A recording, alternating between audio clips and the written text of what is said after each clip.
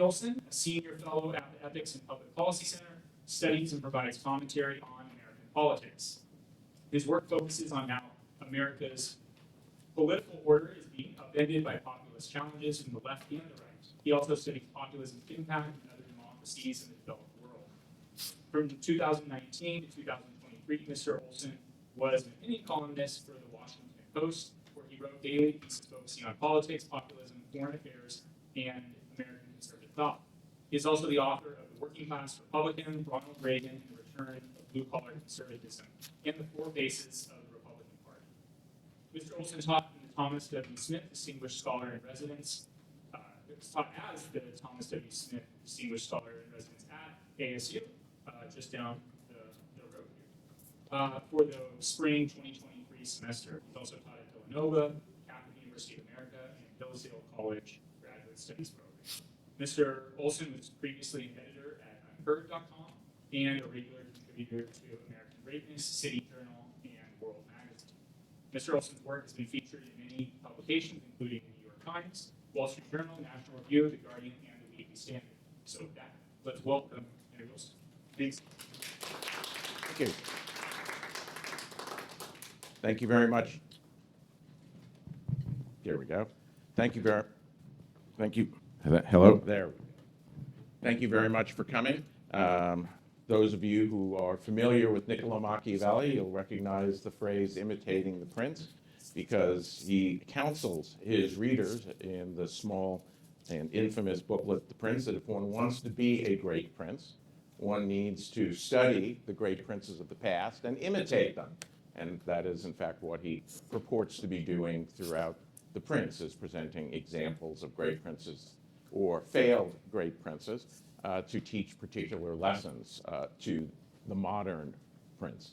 In fact, it was such a important book that Frederick the Great of Prussia not only read it and devoured it, but wrote a critique of it, originally pseudonymously, but allowed himself to be outed as the author of the Anti-Machiavel, so that he could have a reputation of not being a Machiavellian. And he then proceeded to rule 30 years as a Machiavellian, which was a very Machiavellian thing to do. So the question is, with such duplicity, with such infamy attached to the name, is there any relevance to modern liberal democracy? Should we continue, or should we think that the teachings that Machiavelli has, or at least the approach that he has of imitation, is something that should be shunned for people who are loyal Democrats? And while the specific advice that he gives should be shunned for the simple reason that he's trying to educate tyrants, and we're trying to educate statespeople, statesmen, states leaders, the fact is the general approach of emulation and imitation is the right approach.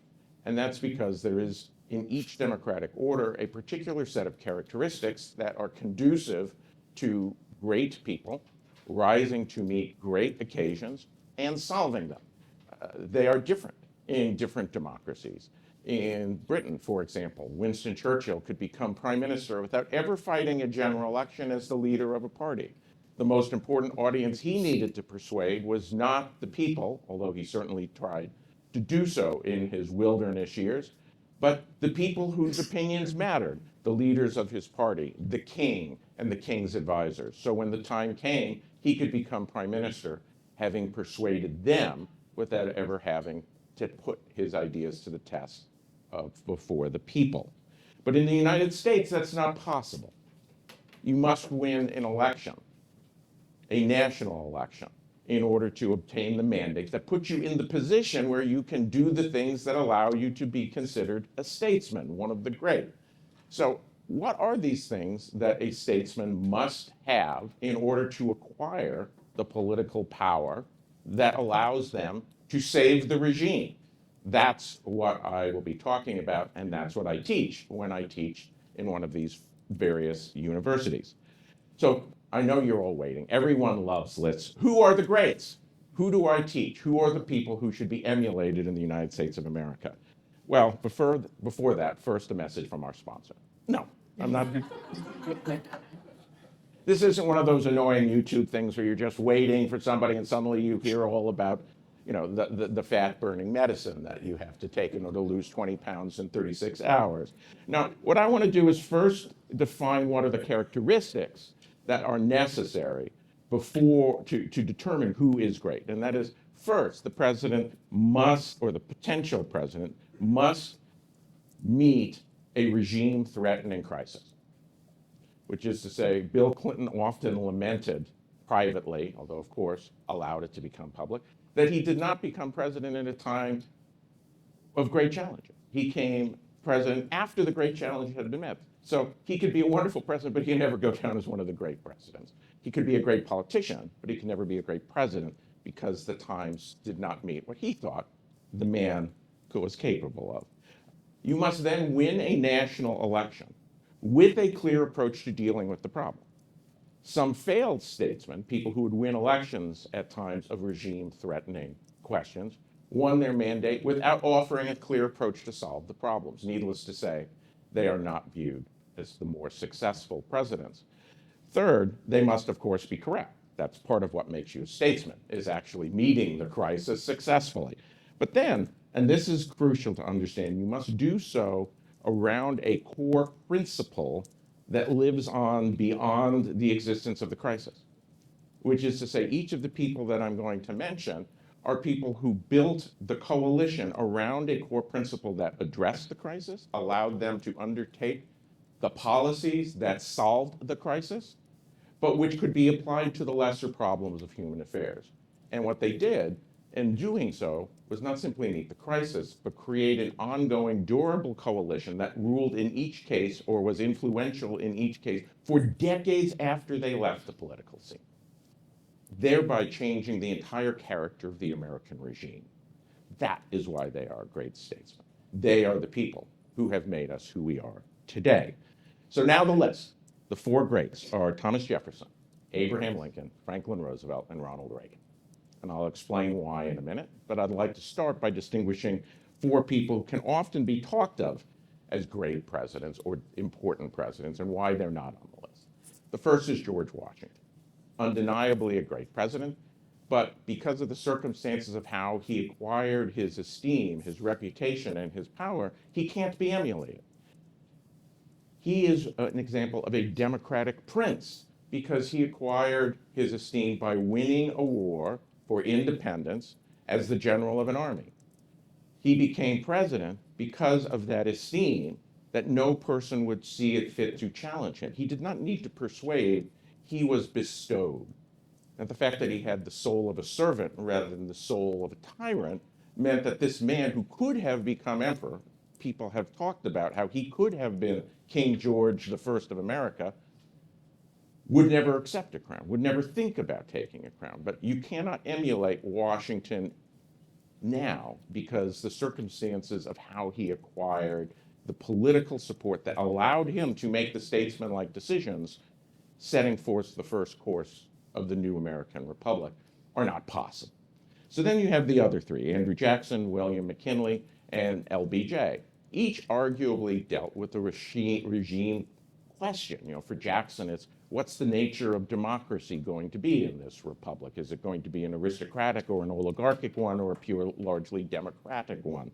For McKinley, the challenge from William Jennings Bryan was a question is, are we going to march down the road to a agrarian evangelical socialism, which is essentially what Bryan offered, or are we going to adapt and maintain this core American principles that undergird the national economy and the relation of the federal government to the individual? And for LBJ, of course, it's the civil rights crisis, which is what is the role of the federal government going to be with regards to the ongoing suppression of the basic civil rights for African Americans, particularly in the South, but throughout the country. They are not listed on the greats for me because while they arguably met a regime crisis and solved it, they did not do so first with a principle that lasted beyond them, but rather with recourse to the principles of one of the other greats. LBJ is somebody who applied and built on FDR's principle to apply them to a new regime crisis, but he did not create something that outlasted him. In fact, within a few years, LBJ's coalition begins to crumble unlike FDR's. Jackson basically reinvents Jefferson's innovation. McKinley reapplies Lincoln's insights and expands the coalition. But it's not a new one. It's not something novel. McKinley didn't replace Lincoln. McKinley interpreted and expanded Lincoln.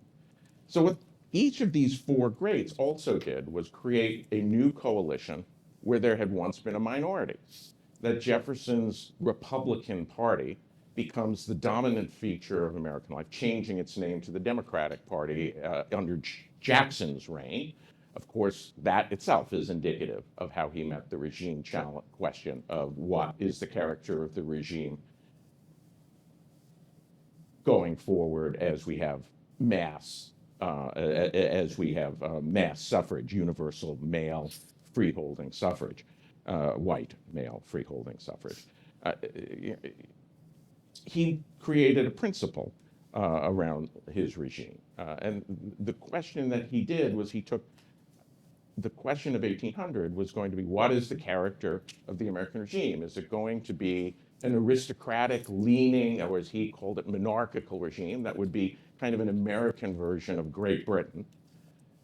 Or would it be a wholly, truly democratic regime, not one based on mass suffrage like today, but one where the consent of the people would be respected, the consent of the people would be sought, that there would be no arbitrary independent will, and that free criticism of public figures would be a central feature of the regime. What sparks Jefferson to action more than anything else is the passage of the Alien and Sedition Act, which would have effectively, had they been allowed to be maintained, established kind of a rule of blasphemy, saying that if you say or print anything that brings the executive or a public figure into ill repute or ridicule, you can be jailed. Well, that's just what J.D. Vance is criticizing about in Europe now. It is not part of the American regime, and that's because Jefferson opposed it and won an enduring political majority.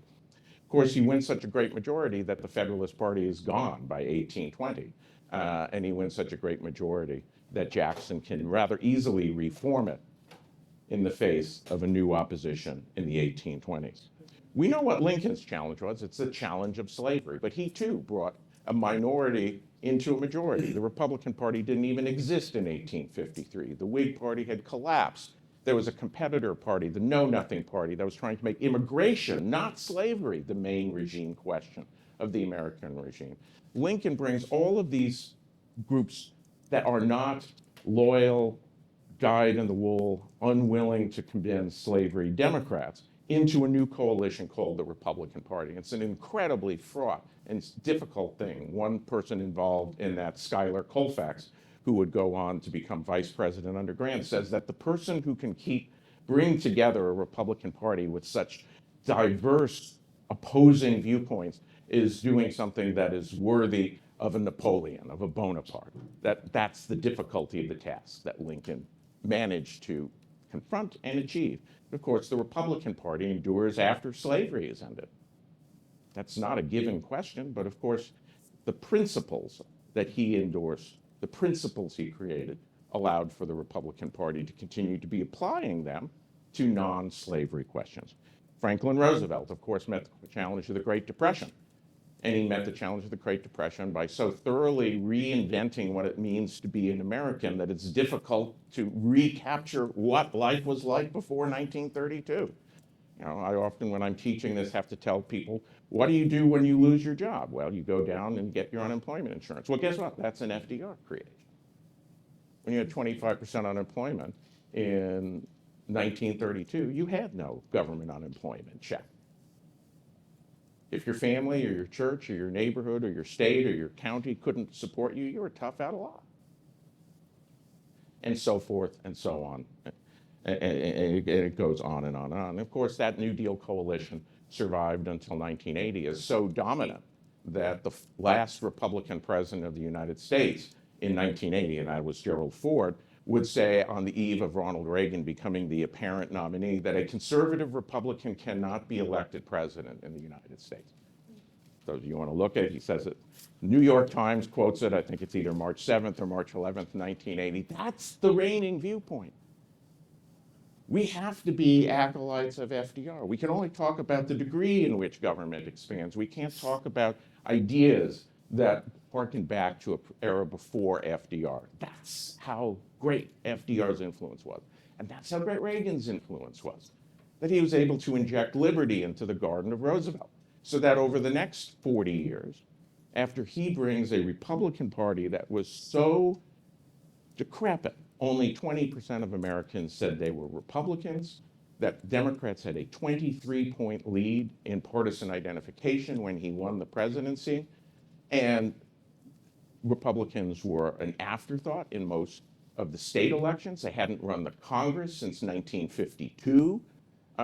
Ronald Reagan brings the Republican Party to near parity and does so on terms that Democrats learned in the 80s and in the 90s, that they have to be interpreters of Reagan to prevent the Republicans from becoming the majority party. That's what the lesson of Dukakis's defeat, of Clinton's defeat in 1994, that finally gave the House to the Republicans for the first time since 1952. They learned they had to be interpreters of Reagan.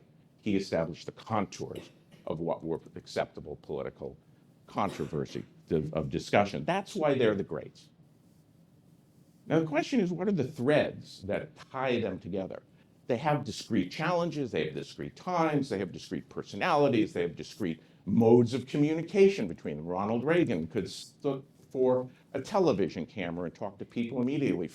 Thomas Jefferson couldn't even have the technology to go visit people because communication was so rudimentary and travel was so difficult. What ties them together? Well, there are at least four things that tie them together. The first is how they address public opinion. And here I want to have recourse in each, as Machiavelli talks about looking at the moderns and the ancients and compares people, who had a better solution to this problem. Almost always the ancients rather than the modern princes were the ones Machiavelli said were better. I'm going to compare this to what Machiavelli would have said. With respect to public opinion, Machiavelli recognizes that public opinion, even for a tyrant, is important. But he says that you shouldn't try to be loved by the people you seek to rule, because love is too fickle. It can be bestowed and taken quickly and easily. Nor should you try to be hated, that if people hate you, they may obey you, but they will seek to overthrow you.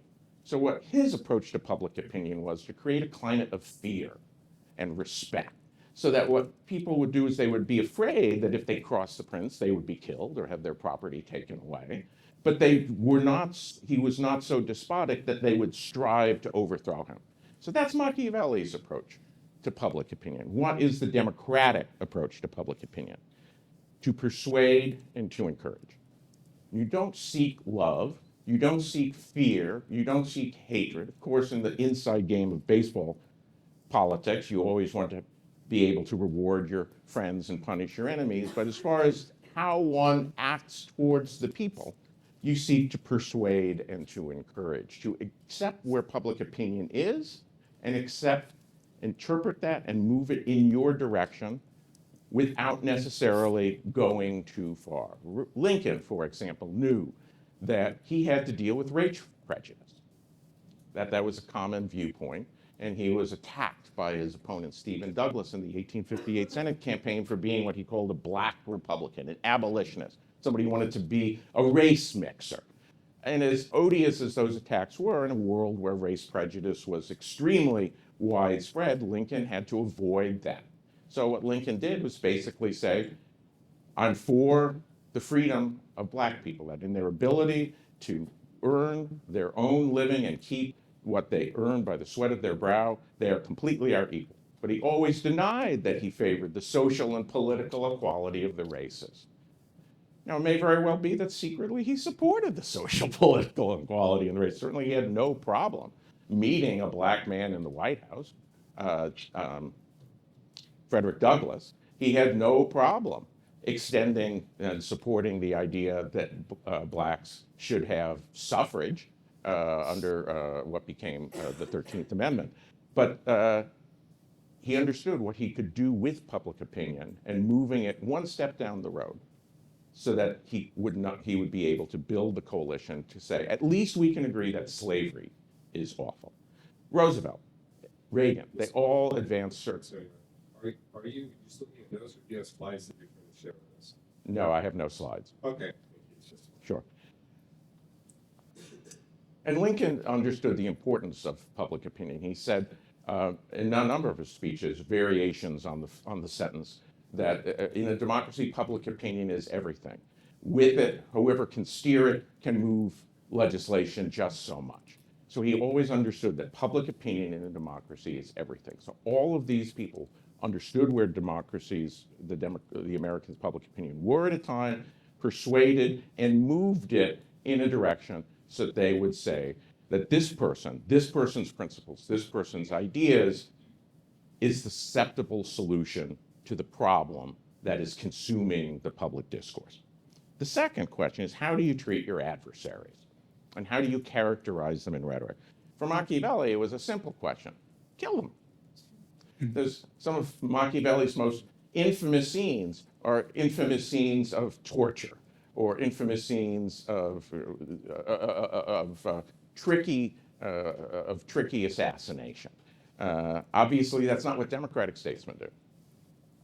Tyrants still do that. Look what happened to Prigozhin, the former Putin baker turned head of the Wagner group, who turns opponent to Putin. He's persuaded to put his arms down, and his plane mysteriously blows up in flight. These things happen. Yeah, they happen. He's read his Prince. He's read his Machiavelli. That's not what democratic presidents do. But you must anathematize your adversaries. Each of these people does not shirk from creating a binary moral choice that says to solve this problem, there is A or there is B. B is bad or evil or both. Jefferson has no problem saying that Adams and Hamilton are monarchists who are opposed to the very idea of the American Republic. Lincoln's famous House Divided speech is actually a charge that the sitting president, the sitting Supreme Court, Chief Justice, his opponent, the leading Democrat who's not in the presidency, and the former president are involved in a conscious conspiracy to bring slavery to the North. Imagine if Donald Trump said that about Joe Biden or Kamala Harris and said that this is, or imagine if it was done in the other direction. It is so difficult to imagine how stark this language is. Franklin Roosevelt calls the Republicans Tories. Essentially, they are un-American. He runs a campaign from 1932 through 1938 that says, if you support this, you are un-American. The ideas that they have are out of touch. In fact, that's the whole reason we have the Jefferson Memorial, is he interpreted consciously the battle between Jefferson and Hamilton to make Jefferson the progenitor of Franklin Roosevelt's America. Anathematization is essential to building the coalition. You must have an adversary, and the adversary cannot be someone who is acceptable to the American way of life. The third thing is relationship to the past. Machiavelli talks about this. Talks about how what you want to do is you want to seem people don't like innovators. So he always counsels the prince to basically interpret himself as the heir to the past, much as FDR did. That if you want to establish new modes and orders, you can't come out and say that you're destroying or completely changing the regime. What you have to do is be somebody who is a continuator of the regime, even as one undermines the regime. Effectively, again, what Putin has done with Russia after he took over for Boris Yeltsin. What Americans do is interpret the past. Jefferson interpreted the revolution in a way that said, we are the heirs of the revolution and the Federalists are not. Lincoln interpreted the Declaration of Independence to place that at the centerpiece of the American regime. Not the Constitution, although he revered the Constitution. Not the compromises of 1820 or 1850, although he was always careful to say he was a Henry Clay Whig during those times. Well, maybe not 1820, he was only 11 then. But he was a Henry Clay Whig throughout his life until the Whig Party destroyed itself. But he interpreted the Declaration to say that his view, the Republican view, was the American view. And the alternative view would throw away all of the promise of the revolution. FDR, I've already talked about how he did that. This is a very conscious attempt to reinterpret the American founding so that the expansion of the federal government was not seen as the antithesis of 1776, but its culmination in meeting the challenges of the 1930s. And Ronald Reagan is famous for how he interpreted the American ideas. For Reagan, it was self-government that was essential, going back to the Mayflower Compact, that what had happened was the bureaucracy and the elites had taken over government, and they were no longer responding to the people, and that his revolution, as much as it was about freedom, as much as it was about liberty, as much as it was about dignity, was about self-government, the people retaking control of their own government. That's in fact what he says is the central issue of the 1964 election in his famous Time for Choosing speech. As much as he's remembered for attacking big government and attacking the spread of communism, what he says is the central issue is whether or not a far-off group of elites can plan our lives or whether we, the people, can actually direct our lives for us. That's the central question for him, self-government. Then the fourth question is the character of the person. Machiavelli says that the prince must always basically be Proteus. He must be a lion or a fox. He can be fierce when it needs to be. He should be clever when he needs to be. He needs to be somebody who has no fixed character at all, except having a fixed character of always pursuing power, personal power for himself. He says that many should see you, but few should feel you. There should be a public image, but a private reality. And the private reality is rather dark and bleak, which is why it has to be private, not public. For a democratic statesman, what you need to show is consistency with prudence. All of these greats had consistent principles, consistent arguments that they made throughout their life. Jefferson never said, well, I was wrong about this rights thing. Let's have an alien and sedition. Let's have a sedition act now that I'm president. Lincoln never denied the basic equality of the human being. That was the central part of his political philosophy. FDR was consistent about talking about that work and security were what Americans needed today, not as much individual liberty. And Reagan, of course, was always consistent that self-government, both here and abroad, were the central characteristics of a good regime. But prudence meant that they could change methods. They could see things. Ronald Reagan said that ideology was a bad thing. And ideology was the idea that you would lop off the facts to meet your theory. He said conservatism was something that adopted the theory so that it would meet the facts. So Ronald Reagan opposed tax increases, but he signed many tax increases because the situation changed. Ronald Reagan opposed arms control until Mikhail Gorbachev came to power, and he saw there was a different leader, different characteristic of the leader he was dealing with, and then he became supportive of arms control.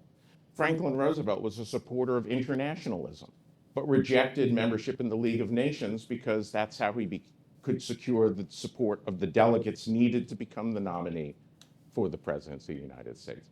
Lincoln would write privately how much he hated the know-nothings because he said that their principles would basically make a mockery of the Declaration of Independence as the doctrine of the slaveholders would. But he couldn't oppose them publicly because they needed them. He needed them to collapse of their own weight. Prudence mixed with consistency is the character of a democratic statesman. So what are the advantages of this, of understanding things that way, particularly for you as teachers? Why should, aside from an antiquarian interest or an intellectual interest, why should you care about this? I would argue there's a couple reasons. First of all, in teaching history or American government, there's always the difficulty of the young mind. There will always be somebody in your class who is obsessed with this and absorbed by it. And there'll always be people who basically will say, why does what happened in 1800 matter to me? Why should I know who Henry Clay was? But they're interested in their own time. By presenting the statesperson, the leader, as somebody who met a challenge and who overcame it, they can see themselves in it because they know challenges in our own time. They can wonder, why am I not seeing that today? How would I see that today? And of course, perhaps the most ambitious among them might say, I see myself in that role. Yes, some of you have putative. They say that every senator sees a president in the morning when they look in the mirror. Trust me, at least a couple of your students, if you've been teaching long enough, see a president in the mirror at the age of 13 or 14. It starts that young.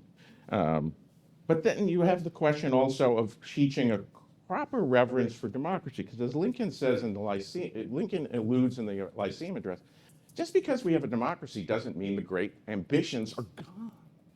There will always be somebody who wants to aspire to be not simply, as he said, satisfied with a seat in Congress, or maybe even satisfied to be president, but they belong to the tribe of the lion or of the eagle.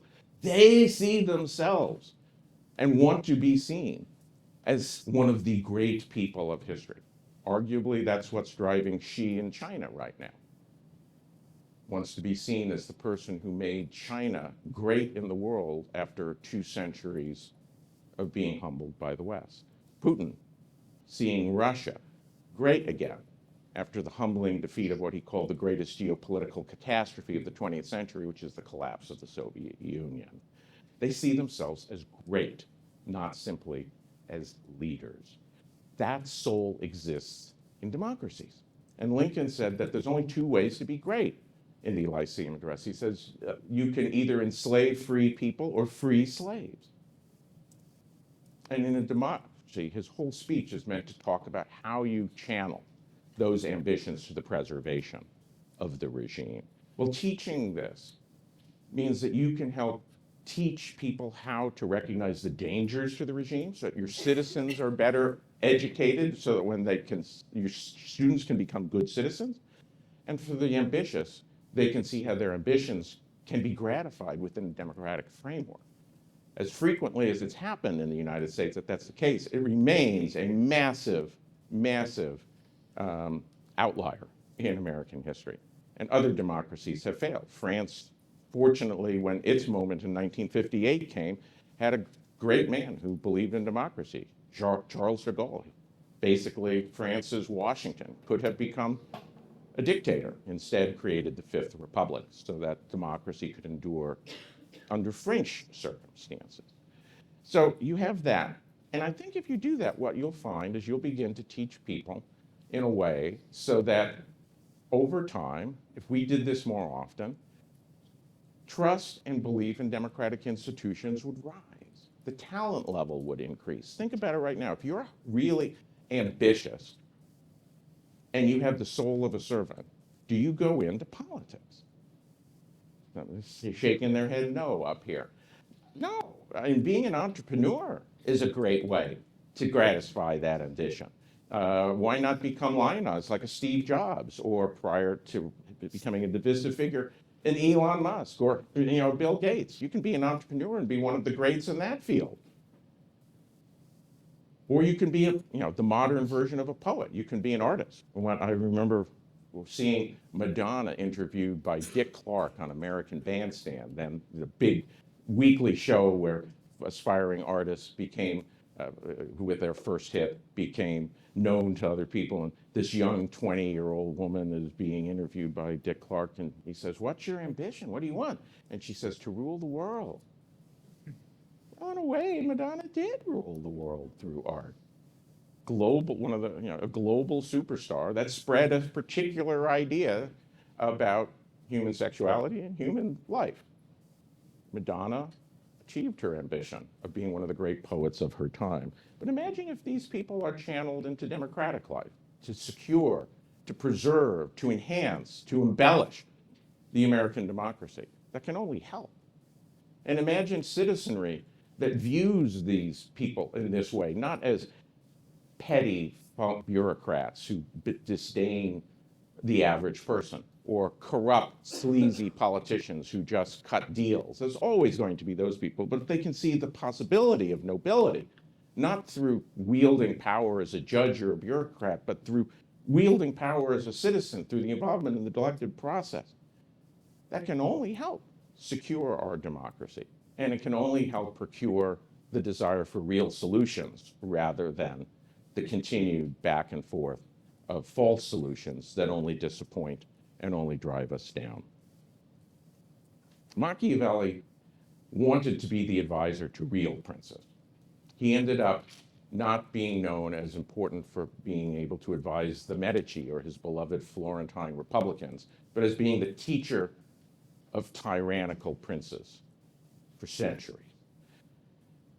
The teacher of the democratic statesman, the teacher who can help educate the princes in situ, are people who can help save and continue the great experiment of the United States of America.